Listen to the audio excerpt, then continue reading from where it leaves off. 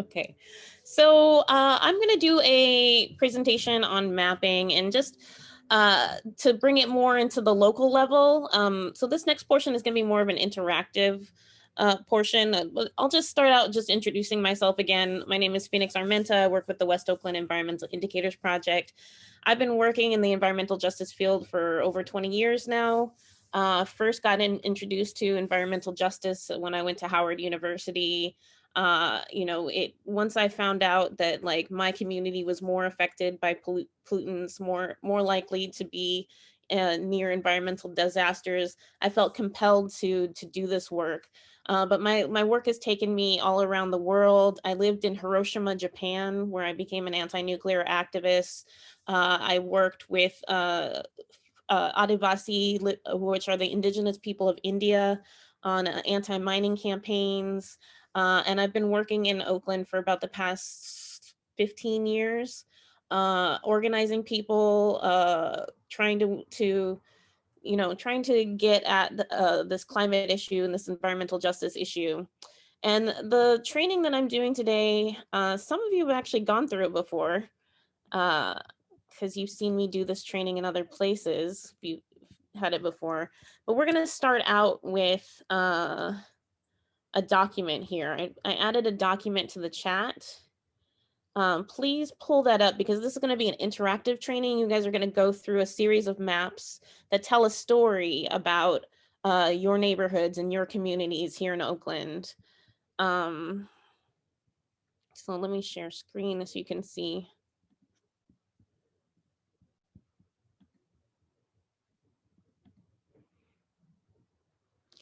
Okay, so this is the document here that has a series of links to maps on it that you can go follow along with.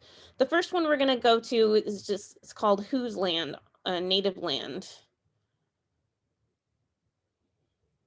So, last time we did a land acknowledgement with the Segorite Land Trust, and this map actually helps you if you want to do a land acknowledgement or learn more about the community whose land you are actually living on. This can help you to find out more information about it. So it has the names of the indigenous communities all across the world. So I'm just going to put in Oakland, California. Oops, that's not the right one.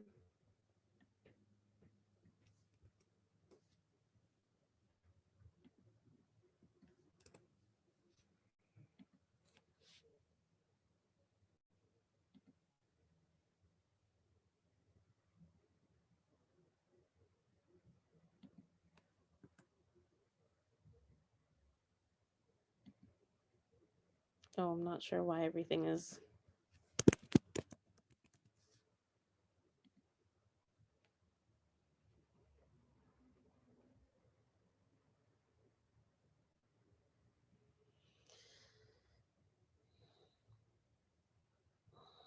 All right, here we are looking at Oakland, California, and you can check on any sort of community and see where you're at.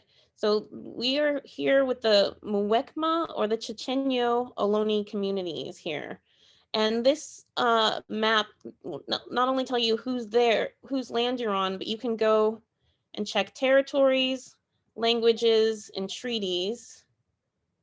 And it will also give you links to see where what sites are there that will link you to the people who are currently living this day, who are the descendants of the folks who originally owned this land. So as the descendants, they're the rightful claimants of this land. I'm not sure why it's not doing it this time, but last time it would give me a link and you could take the link to the Segorite Land Trust, or there was also a website for the Muwekma.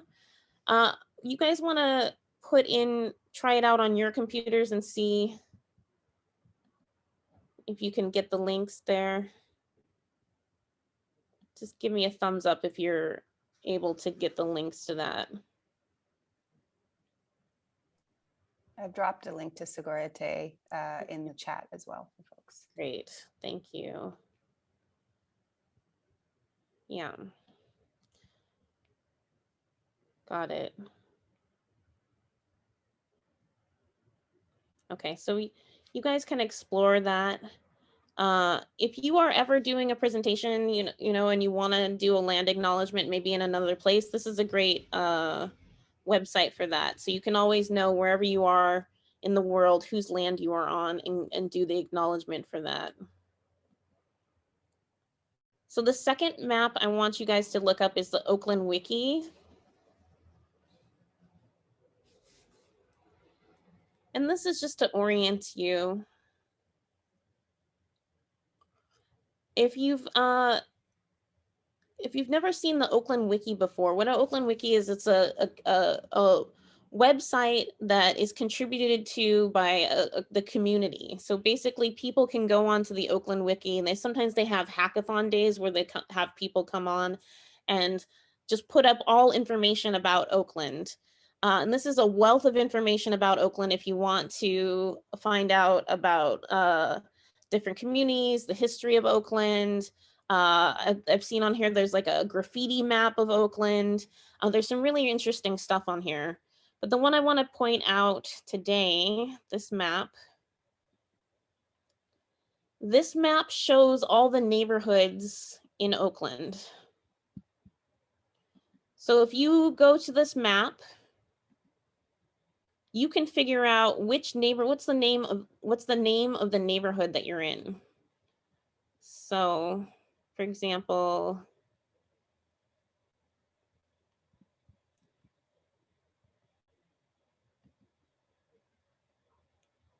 over here we've got Acorn Industrial Area in West Oakland.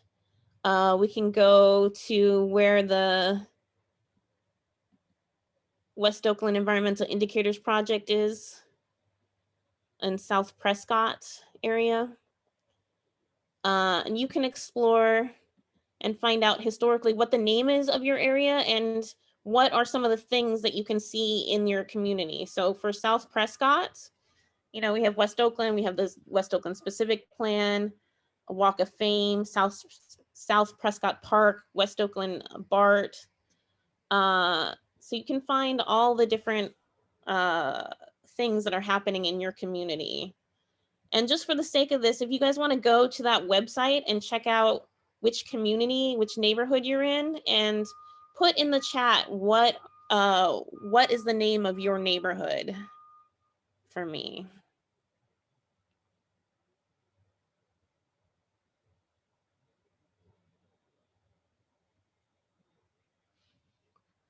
Okay, Prescott's in Havens Court, Acorn, Prescott. Funny.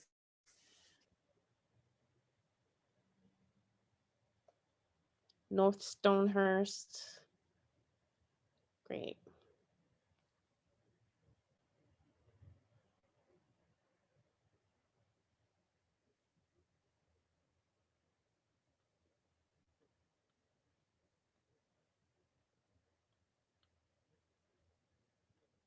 Chinatown.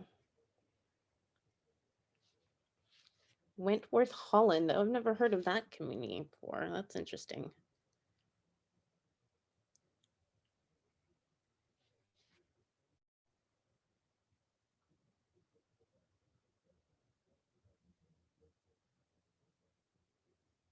Okay.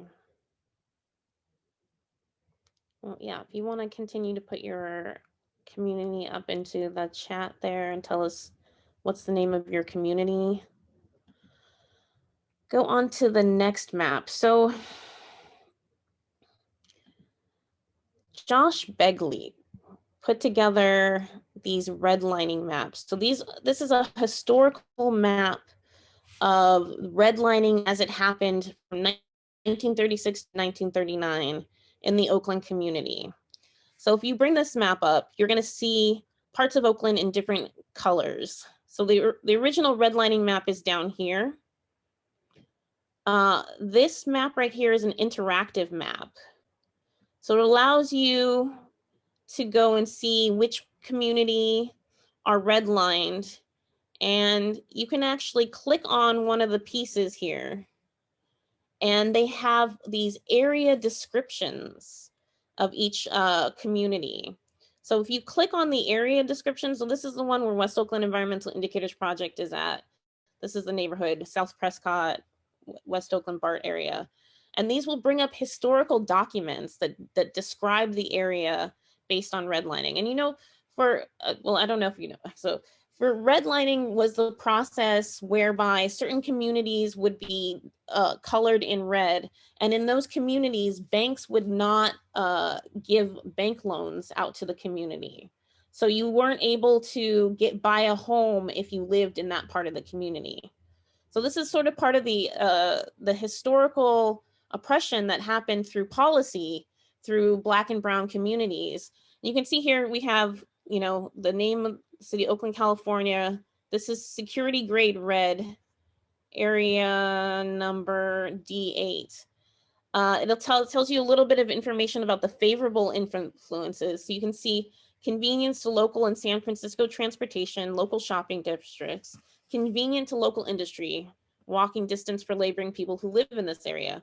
And then they have the detrimental influences, odor from bay flats, smoke and grime from railroad shops and local industry, old type houses and cottages, tenement tendencies, heterogeneous mixture of all races, which they saw as detrimental.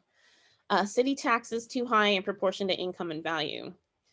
It'll tell you about the inhabitants, and it's very interesting because they have the type of inhabitants, then they'll tell you how many people are, what type of foreign-born inhabitants they have, and then they'll have what they call an infiltration, where they have the very racist names of Orientals and Negroes in the community, and they considered that to be an infiltration into the community. And it's largely why these areas were deemed red and were no longer allowed to get housing.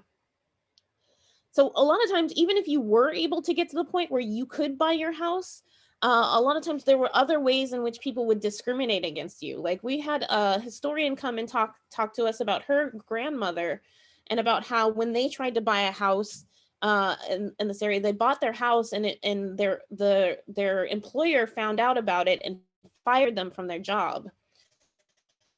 So, you know, that was a very common thing, is that people, even if they were able to get past the issues of redlining, would then end up losing their jobs if their employers found out that they had a house. So I'm gonna do a little poll here, and if you guys look at the map, we're gonna just take a little poll real quick and just say, was your neighborhood redlined in the 1930s?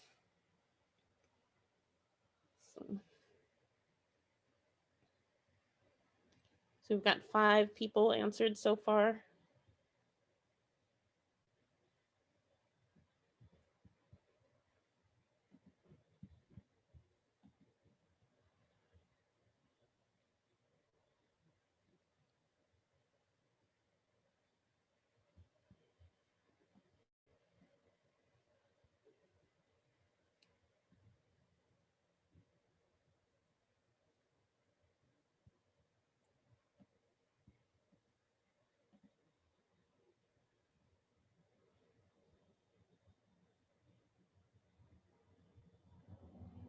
Okay, so we've got 15 answers, and so far 87% of us, 13 people answered yes.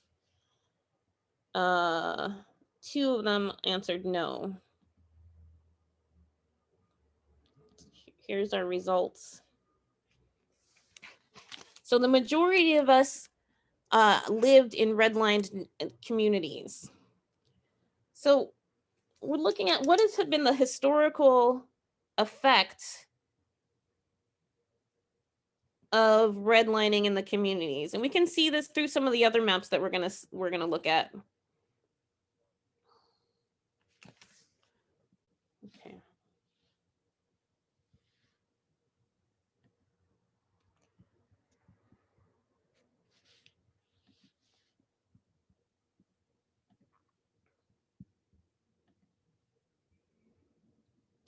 Actually, I'm going to take you to next. I'm going to skip the sea level rise and go straight to CalEnviroscreen.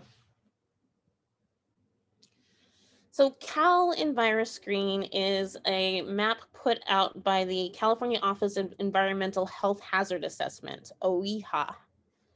And it is a map that indicates the environmental burden that a community faces in the state of California. Okay, so here's the map.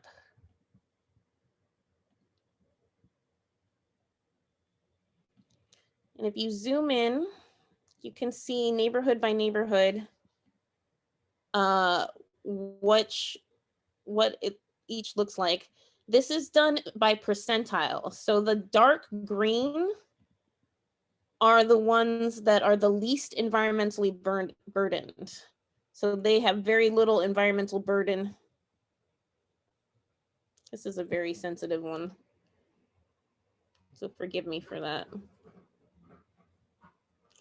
The dark orange are the most environmentally burdened. So in the 91st through 100 percentile.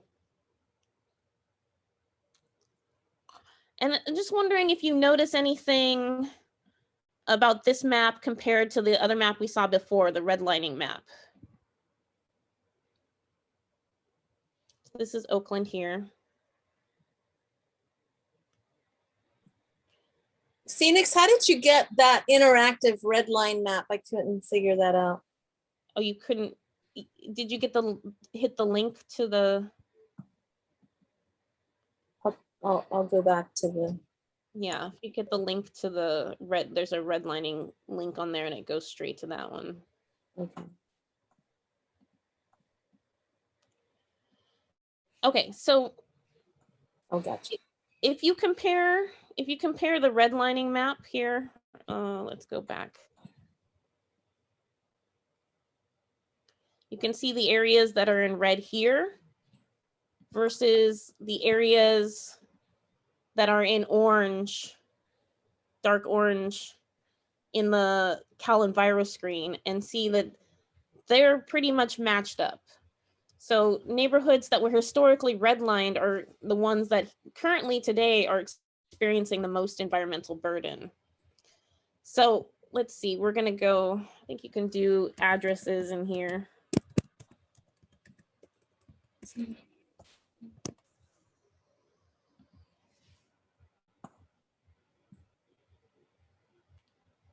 So this little dot right here is West Oakland Environmental Indicators Project, and it is actually in the 81 to 90% tile of environmentally burdened in the community. And we know that in this neighborhood that there's a toxic site right next to our office, that there's lead in the soil in most of the communities, and they're experiencing a lot of toxic effects. So if you guys want to, oh, I don't want to do that. Check out the website and check out your own address. And we're going to launch another poll.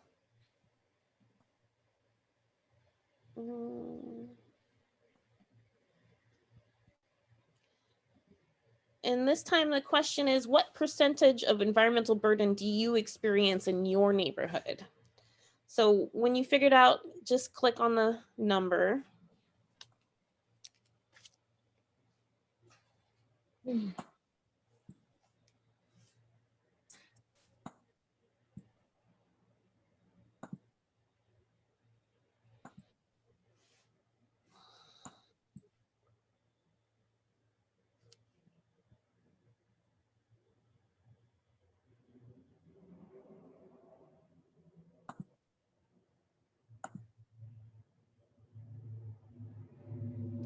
Okay, we've got 10 people responding so far.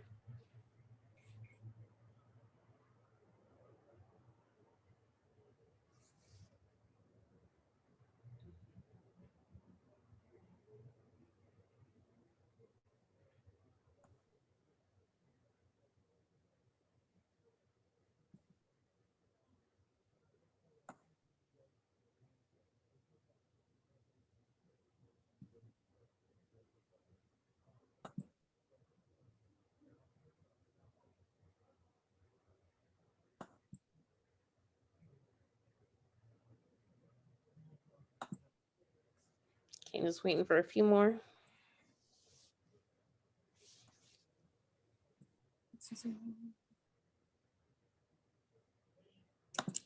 Oh, wow.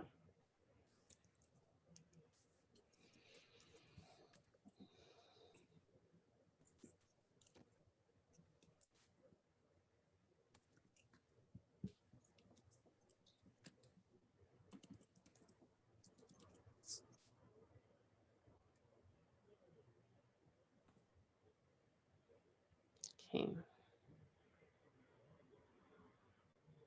Got 14 out of 17. We get one more. Is there one more person?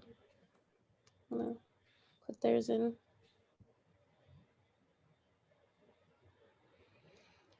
Okay, I'll show the results then. Okay, so we've got one person's is in the 21 to 30 percentile, one person's in the 31 to 40 percentile, two people in 51 to 60 percentile, one person 61 to 70, four in the 71 to 80 percentile, three in the 81 to 90 percentile, and two in the 91 to 100. The majority of people are 50% or above in this community. So that makes sense. Most of us live in the flatlands, and in the flatlands, we're experiencing high environmental burden. Oh, actually, Adam says he answered wrong, so he's in the 85%. Mitzi, do you have a question? Not really a question, but I think it's really wild. I'm looking at like Chinatown and it's yellow 41% up until 14th Street where you cross into Chinatown and it jumps by 40%. Like it goes from yellow to really dark red, orange. Like it's just crazy how drastic that is. And I'm sure that occurs in many other pockets of Oakland. Do you have any theories on why it would jump so drastically in such a short amount of time? I really don't know. I don't know if I'm talking about Harrison Street, right near 15th Street, that little, so literally I'm just thinking it's the redlining because it doesn't super shift in that block or for a few blocks into like hella industry. Like my street, my area is residential, commercial, but it's not industry. And then again, I think it just jumps because of the redlining, which may have allowed other types of industry to exist in Chinatown. Yeah, it's crazy stuff. Yeah. Well, let's see. Actually, Phoenix, I have a theory on that. And just looking at the map, the main reason I would say of it is it's traffic. Okay. The amount of traffic that flows in through there, plus your proximity to 880 and trucks moving all down around through there to get on to 880 and get off at 880 at certain times, especially during rush hour. If you've ever seen people, that area gets backed up so much in the morning during rush hour for people trying to get on to 880 to go into San Francisco. Yeah. So the traffic burden, that's part of it. What did the yellow color mean in the redlining maps of the 30s? Yellow is they kind of had gradients to it. Let me see. So yellow was sort of like the medium evaluation for the communities. So I'll just share my screen and we can see the descriptor for one of the yellow communities. So it's security grade yellow. See, it says it for the detrimental influences for the yellow, it says proximity to area infiltrated by Negroes, zone for multi-family house, heterogeneous mixture of large homes, cottages. So in the infiltration, it says lower classes, yes. So it was a neighborhood where, it was considered to be a little bit better than the neighborhood where it was completely filled with Black and brown people. But you can see that it got dinged because it was close to a Black and brown community. Okay, I'm going back. So I'm gonna go to number 6, and then I'm gonna go to sea level rise after that. So number 6 is toxic sites. We're gonna go to envirostore.dtsc. DTSC is the Department of Toxic Substance Control, and this is their website. You know, the last meeting, we actually had someone come and talk to us about a toxic site at the Judge John Sutter Regional Park. So this site is where you can find all the toxic sites in Oakland.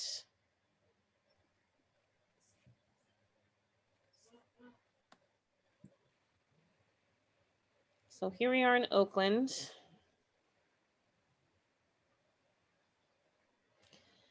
And each of these dots represent a toxic site that is in need of cleanup.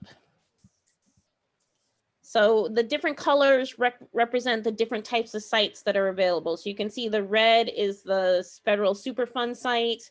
Blue is a state response, means like they're expecting the state to respond to it. Orange is a voluntary cleanup, meaning that the people who created the site are going to, or have volunteered to clean it up. Yellow is a school cleanup. We have evaluation, school investigation, and military evaluation, tiered permit corrective actions. So you can see here, following along with our trend, that most of the toxic sites in Oakland are also in those sites where people were redlined. So through years and years of policy decisions and zoning decisions, most toxic sites have been placed in Oakland and in the flatlands of Oakland. So this is over by Judge John Sutter, where we were last time. There's the PG&E Oakland substation here.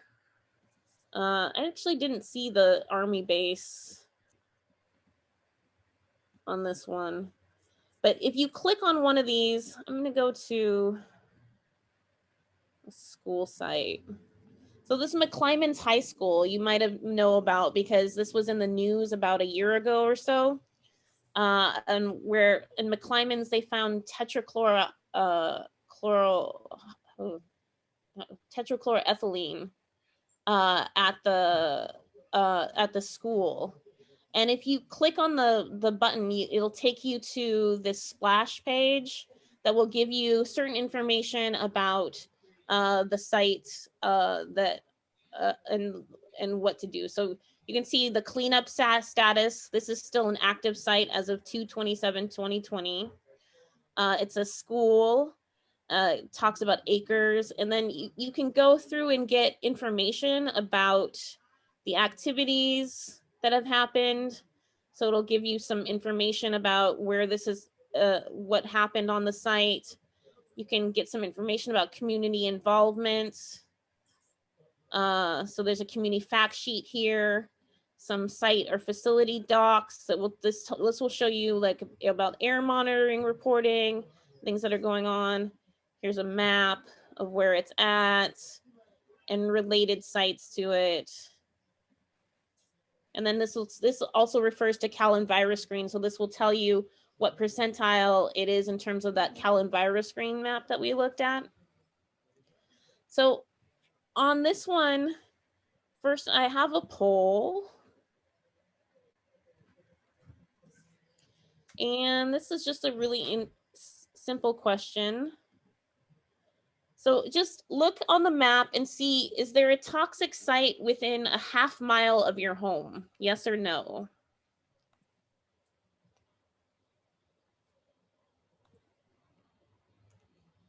So you sort of guesstimate.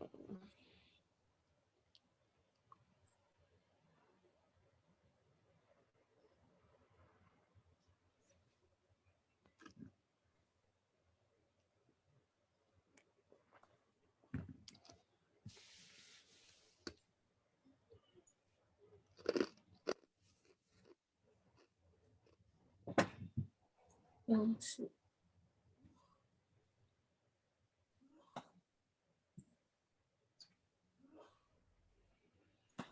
Okay. Got 11 respondents, 12.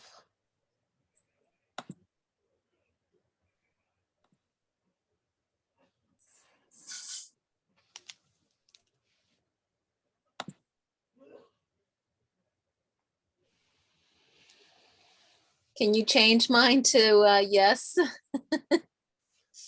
I can't change it here, I think, but But just I'll add note. that. I can take that into consideration. So, Note. okay, so we've got 15 of us who contributed. Share the results with you.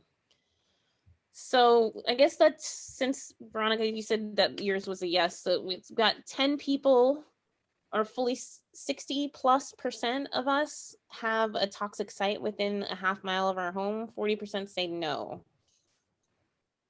So write this down.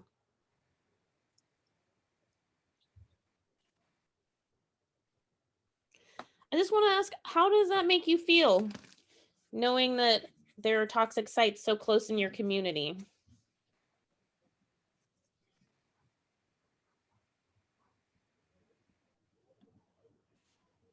Well, is it in the ground? Is it hazardous to our health? Those would be my questions. Yeah, those are good questions. And I want to, In the water. if you guys want to take a few minutes and maybe just like look at the closest toxic site to your home and see what sort of information you can gather about it, and maybe share it in the chat, or if you want to share out about it. I'll just give, let's see, it's 11:34, so I'll just give 5 minutes. Let's yeah, 5 minutes to kind of explore the CalEnviroscreen store and get a little bit more information about the toxic sites.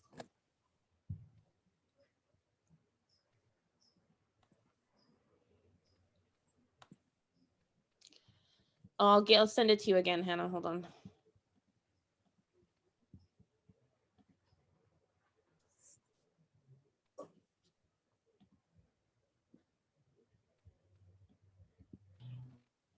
Can I ask, when it says school cleanup, does that mean, like in the case of McClymonds, it's on McClymonds to clean it, or on the district? I believe that is what it means, is that the school is taking responsibility to clean it up. Wow. Oh, neat. So mine was a railroad right of way, metals, petroleum, soil.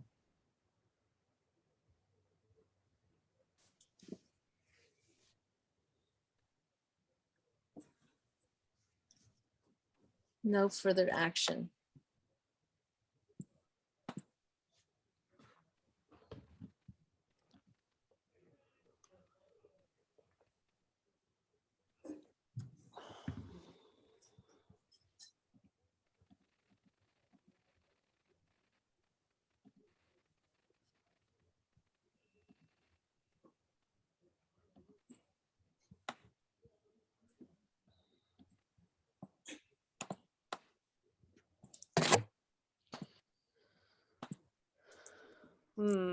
Yeah, someone just says it's scary to think that we may not know where these sites are without actively having to research them. Yes. Oh.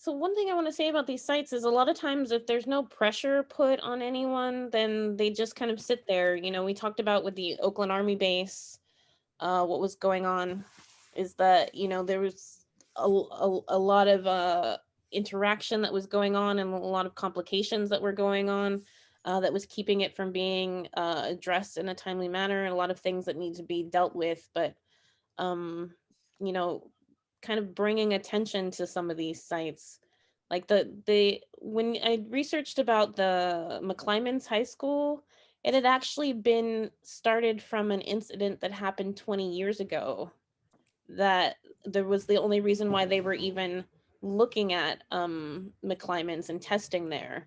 And so they had known for 20 years that there was like some potential pollution on the site. And it wasn't until they got outside attention that they started doing anything about it, but they're still not cleaning up the site.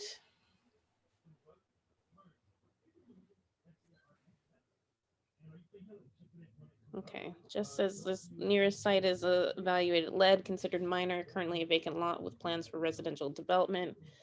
Adam has Eugene Jenkins operated auto wrecking operations on the site from 1964 to 94. In 1996, a site inspection was conducted, which found that 13 drums of waste oil were improperly stored on the site. Oh, that sucks. Oil-saturated soil was also observed at the location of an inoperable crane. DTSC, the Oakland Fire Department, and the Alameda County Department of Environmental Health requested Mr. Jenkins to properly dispose of the waste oil and complete corrective action regarding the surface soils, but he failed to respond. Wow, is there any follow? That was the end of it? He just failed to respond?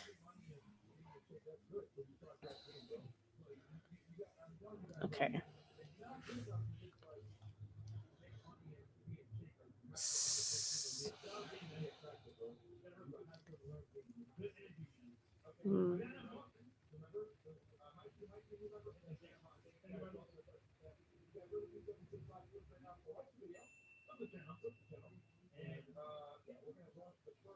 Okay, here's the second part. DTSC prepared a subsequent site screening assessment in 2009. On January 6, 2009, DTSC conducted a site inspection. The property owner for a portion of the site provided phase 1 environmental site assessment and a phase 2 subsurface investigation report, along with the bill of lading document for disposal of the 550 gallons of waste oil, disposal of half a drum of oil contaminated debris, and disposal of 15 empty drums of oil contaminated debris and disposal by Clear Water Environmental Management. The assessment concluded that there were releases of petroleum hydrocarbons at the site and that lead is also present in the soil. It further concludes that the surface staining of soils that has been documented at the site does not represent an immediate threat. Wow. Yeah.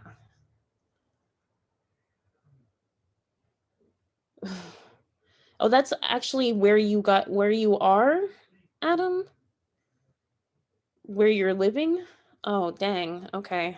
That's kind of scary. It says, Adam said, we cover the soil with mulch and live on the surface in homes on wheels. So are there people that are sick at your site?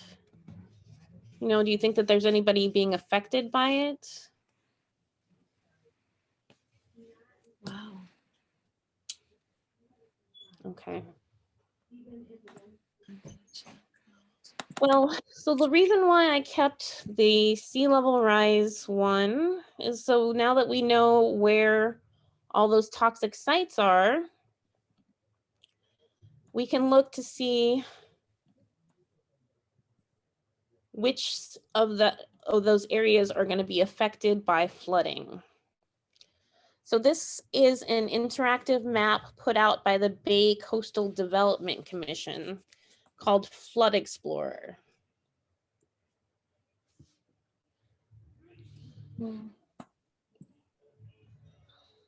So this allows you to see what flooding is going to look like in your community based on certain scenarios. So we have Oakland here, and you can play around with this and go. So Oakland's already experienced about 8 inches of flooding.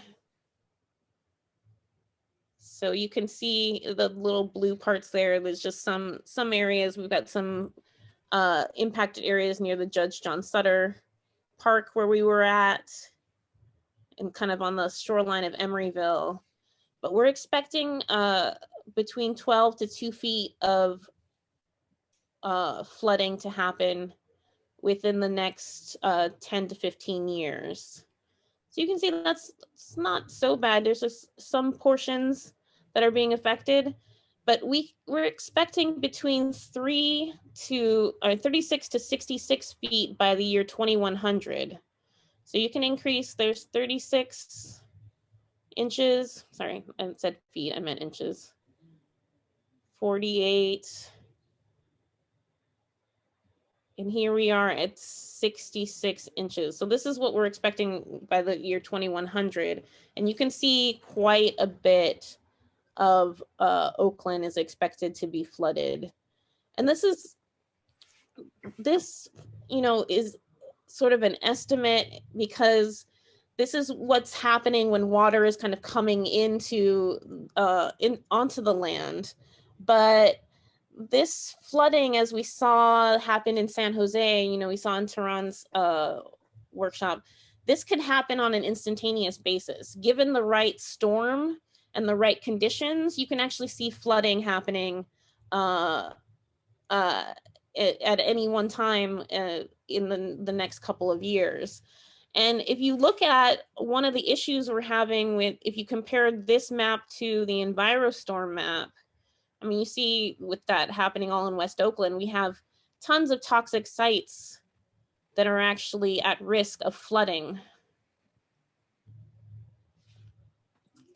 in the community.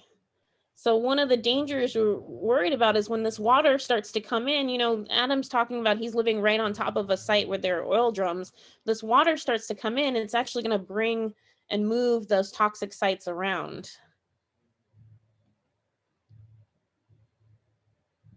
So the next poll is about sea level rise. If you want to look at this, and just asking you, is your home or community going to be affected by a 66-inch rise in sea level? Yes or no? Please check out the website and answer.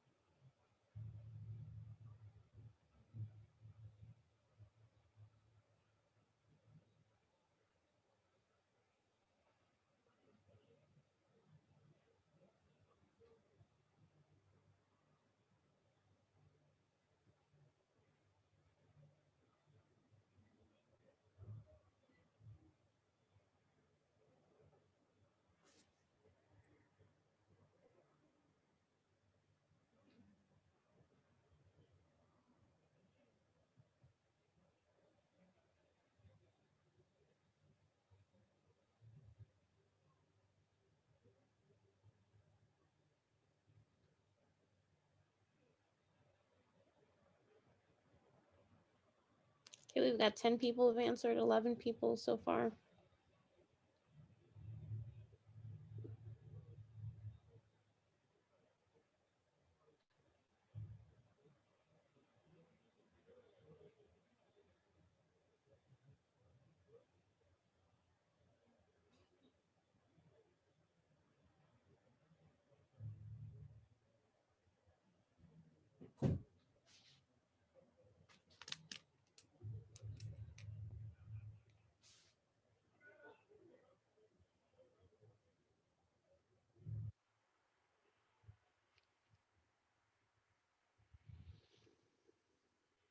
Okay, about to close out the poll.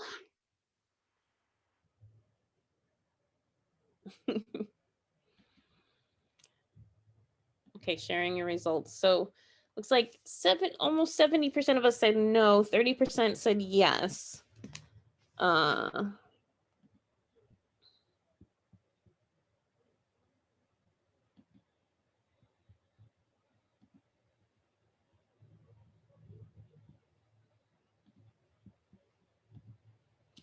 There was a question about Lake Merritt, yeah, and whether or not it was going to be affected. And I only did up to 66 inches, but if we do go to a higher scenario, it's 77 inches here. You see much more of the community is affected. Lots of Lake Merritt's going to be flooded. This is 84, much more of the flatlands, 96. And at 108, we see most of the flatlands inundated with flooding.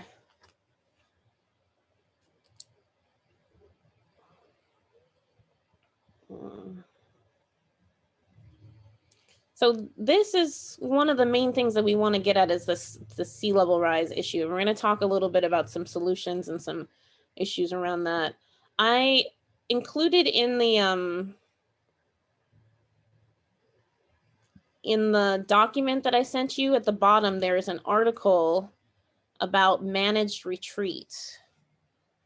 So this article, if you want to take a few minutes to go through it, it talks about what's called managed retreat. And managed retreat is basically the government's plan for what it is going to do to move communities who are affected by sea level rise from the impacted areas outward. But a lot of, this article kind of goes into a lot of the issues is that they're really focused in on helping rich people who are living in like shoreline, like expensive neighborhoods to buy back their houses so that they can move. And there's just not as much help that's out there for renters or people who are in lower income communities. And this is one of the things I think is really like one of the issues that people don't talk about enough is managed retreat. The fact that the people are going to have to be moving from these communities if we don't figure out a way to deal with sea level rise in an appropriate manner. Okay. There's a couple more sites you can check out on here. This one, Purple Air, helps you look up air quality in your community. So this is sort of a real-time air quality tracking. I want to say there's a few caveats with this one because Purple Air is based on people buying actually Purple Air sensors and putting them around the community. And this will tell you on a day-to-day basis sort of what the air quality is like in the different communities. So you can see it goes from green to more extreme burgundy is the higher poor air quality. Yellow and green is the better air quality. And it's not too bad here in Oakland today, but you can see there's some pockets here of yellow and red. There's a 94 over and looks like in downtown Oakland. Maybe uptown there's some red marks that have bad air quality. This is not really going to tell you sort of like a point by point, like how is the air quality of like trucks affecting the community. There's some maneuvering with this. Another website that you can check out is Clean Air Now, which is the California government's website that will tell you about air quality, but it doesn't really capture like the air quality that you're experienced on the like kind of ground level. But this is a really good map to use when you are when there's fire season and you want to know whether or not you need to close your windows. This will tell you if it's really poor air quality. Actually, I'm going to skip the CAL FIRE map here. Will tell you which fire incidents are in your community. The last one I wanted to do a map of was illegal dumping.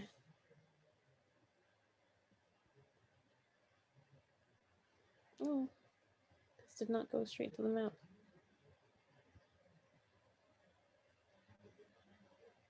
Oh, maybe that's the wrong one.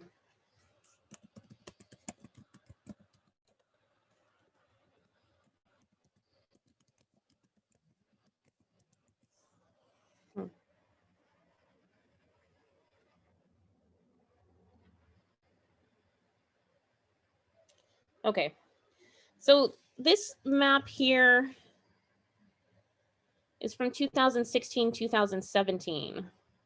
So it's not showing the most up-to-date information about it, but this is just to kind of show you the scope of illegal dumping happening across Oakland. These are all reported cases in 2016, 2017 of illegal dumping. And you can see all across the flatlands that folks are dumping illegal dumping all across the communities. And this is an issue, I think a lot of you actually referenced this in your application as an issue that you were really concerned about and cared about. What's happening is folks from within Oakland community are dumping and people are coming from outside of Oakland as well and dumping in the community. You know, there's a big problem with homeless encampments where people will actually take the opportunity of there being a homeless encampment and dump on the homeless encampment while they're there. And if you compare this with the sea level rise map and the Department of Toxic Substance Control map, you can see we've got toxic sites, we've got illegal dumping happening, and this is all going to be threatened by sea level rise. So that was a lot. So that is sort of an overview of what are the environmental issues happening in the flatlands. Feedback from that? You guys have any questions?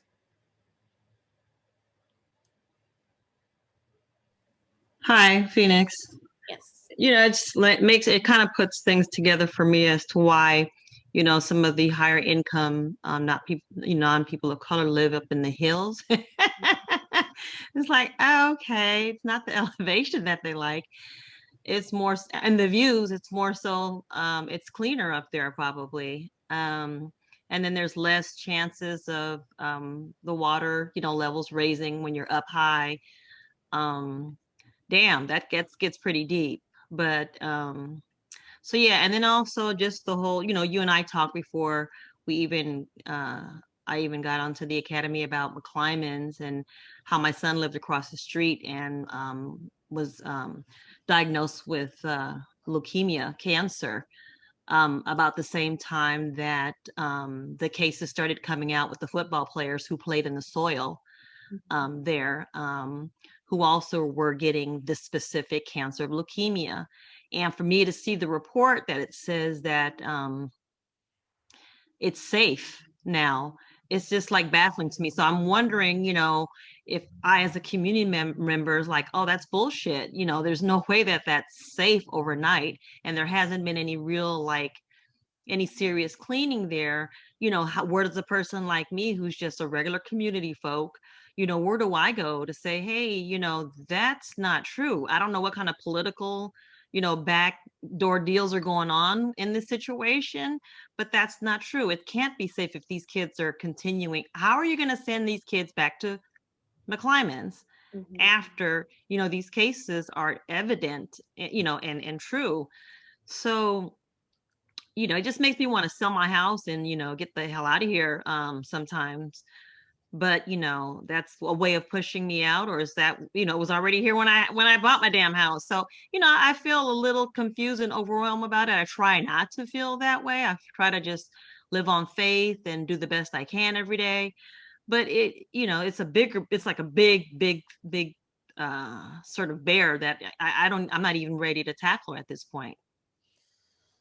Yeah, yeah, I feel that. I'm so sorry that that happened to your family, and it's really unfair. Like I've actually talked to the folks at DTSC about this McClymonds issue, and also the air quality district. They're also monitoring it, and their perspective is if the trichloroethylene is not in the air, then it's safe. But if it's in the soil and it's breathing, yeah, soil breathes. Yeah. So, I mean, they need another explanation. I didn't mean to cut you off. No, I totally agree with you. I completely agree with you. And it's something that needs to be more depth. I mean, I think the big takeaway for me in all of this is, you know, the government agencies have allowed this level of poisoning of our communities without really asking us if we think it's okay. Or, you know, like they think it's fine for us to have chemicals in our ground as long as it's not, you know, basically as long as it's not clicking their like estimates of how dangerous they think it should be.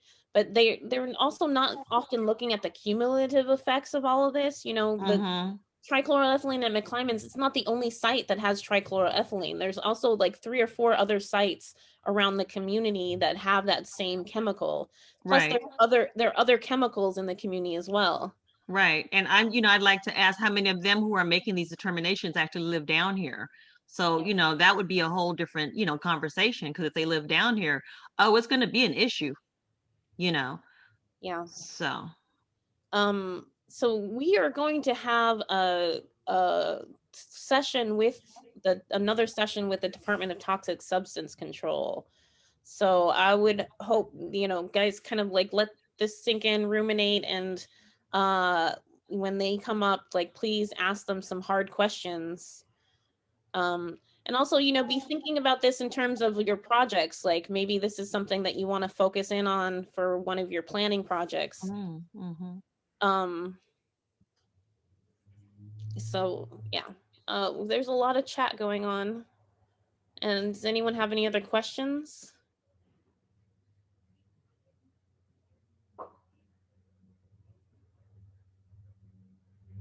Awesome. Let's see. Glad to hear that. Definitely do.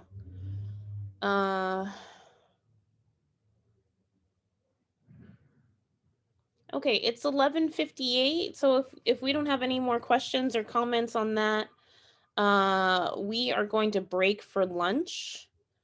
Let me stop the recording.